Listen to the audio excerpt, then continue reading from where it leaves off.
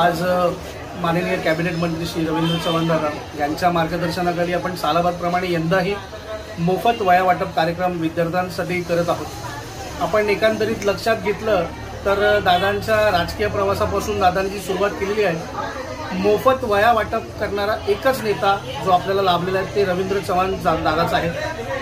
बाकी ठिकाणी आपण बघितलं असाल तर स्वस्त दरात वह्या, पण असं न करता गरीब व गरजू विद्यार्थ्यांची काळजी घेणारा हा माझा नेता आणि त्यांच्याच मार्गदर्शनाखाली आज आम्ही संपूर्ण त्यांच्या 143 प्रभागामध्ये वह्या वाटप करत आहोत।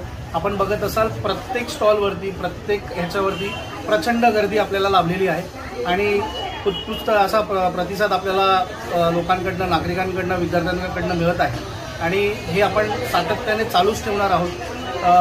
आणि त्यासाठी मी दादांचे खरंच धन्यवाद मानेन की त्यांनी आम्हाला ही सेवा करायची संधी दिली। धन्यवाद।